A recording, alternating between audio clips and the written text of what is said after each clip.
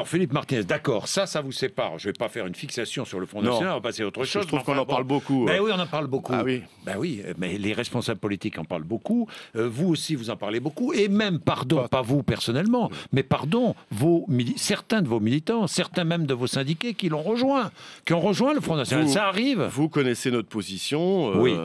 Je vais prendre un exemple. Dès qu'un militant, un militant ou un dirigeant de la CGT est candidat sur une liste du Front National, il est exclu de la CGT. C'est ce qui est arrivé à Martial Huyghe, j'ai vu ça dans le Loiret.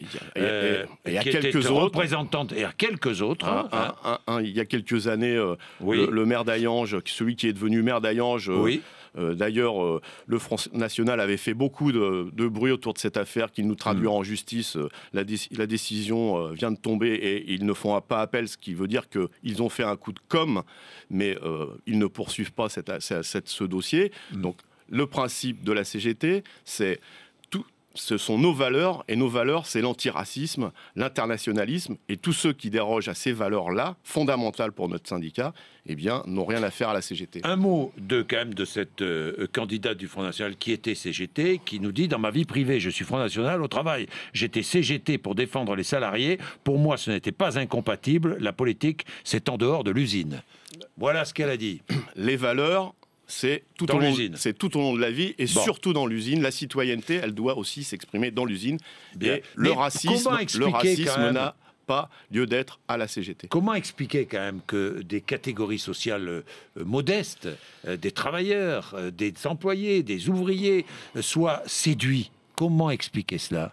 Parce que vous avez abandonné les discours qui pourraient les convaincre, la lutte sociale, pourquoi? En période de crise, il y a des solutions entre guillemets, de facilité, d'essayer de désigner tel ou tel comme responsable. Je crois qu'il y a besoin, face à un gouvernement, mais le précédent aussi, mais celui en particulier qui se dit de gauche, qui a pris des engagements durant la campagne électorale, notamment le président de la République, et qui ne tient pas ses engagements, eh bien, ça laisse penser qu'il n'y a aucune solution alternative à cette politique d'austérité. Et donc, eh bien, les salariés disent on ne peut pas faire autrement. Il y a un genre de renoncement. Et nous, notre responsabilité, c'est de dire non, cette logique qui favorise la rentabilité financière, ce n'est pas la bonne logique. Et donc, il y a des alternatives. Et c'est ce qu'on essaye de faire, par exemple, en proposant l'augmentation des salaires, la réduction du temps de travail et toute une série de choses qui permettrait de sortir le pays... Philippe Martinez.